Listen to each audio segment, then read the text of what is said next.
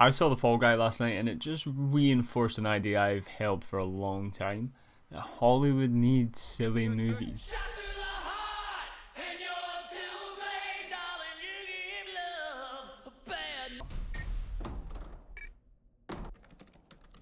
It's not really a hot take or controversial, but when every movie recently has felt like an Oscar bait or a remake of a remake, I really relish the opportunity to just sit back, turn my brain off, and watch some goofs and gaffs unfold. I just watched Shogun, and that was fantastic.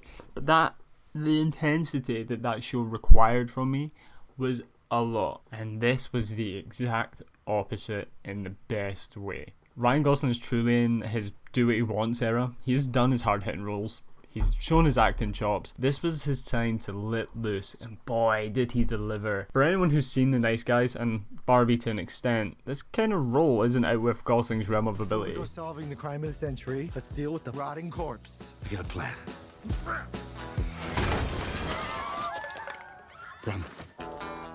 It's just, this one has cemented it for me. It just shows how much fun he can have acting, even though he has traditionally done some pretty intense roles in recent years. I didn't know what to think about Emily Blunt being in this movie initially. I don't know what it was, it just felt a bit weird. But the rom-com energy between Gosling and Blunt was the perfect blend to make the silliness work. Their comedic timing and the genuine feeling of puppy love in two fully grown adults was fantastic. I was happy that neither of them were also kind of just bad people. You know, it's pretty frustrating when you're watching a movie or a show and you're supposed to back these main characters and they're just not likable people.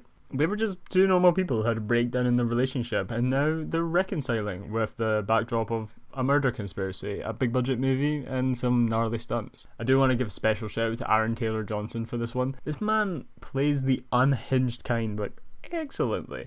I was a big fan of his character in Bullet Train, and again, minus a fairly wild accent that I think was maybe part of the Tom Rider persona, I really enjoyed his cocky rich boy exterior and the insecure little boy interior.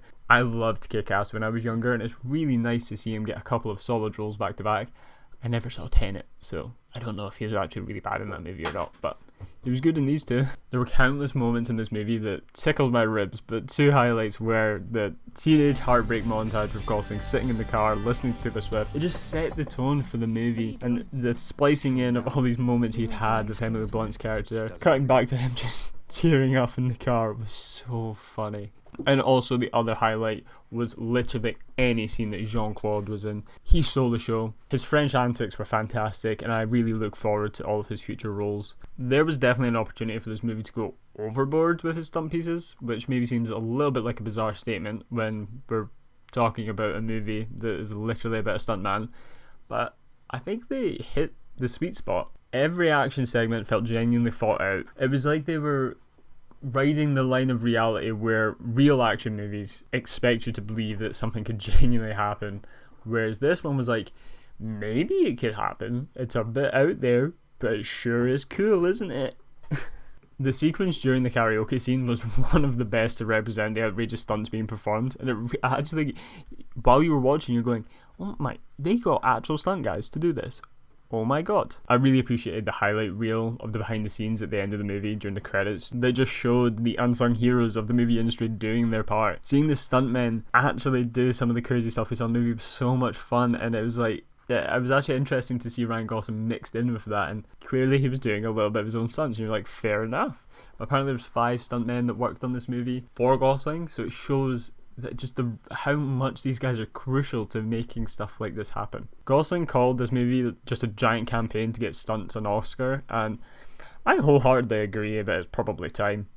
Stunts are crucial to so many modern movies. Even with the blend of VFX now, they are still absolutely key to countless shows that we watch. Like, think about Daredevil, think about the choreography and the amount of manpower and hours that went into making that happen. There's so many scenes that without these guys and gals would be shit, quite frankly. I am absolutely a sucker for a silly switch your brain off movie. I always tend to lean towards enjoying them because I can just suspend my disbelief and appreciate them for what they are, which is the total opposite to my fiance, who is the most literal human being on the world and can't quite agree with some of those things. But I think the movie did its best to set the tone of what to expect. You knew it was going to be really silly. Even though the trailers give me like an idea of what to expect, it did a really good job at reminding me that it's a little bit silly, and that's okay. I'm probably going to give it a higher rating than most. I'll give it a 4 out of 5, but hey ho, I quite enjoyed it.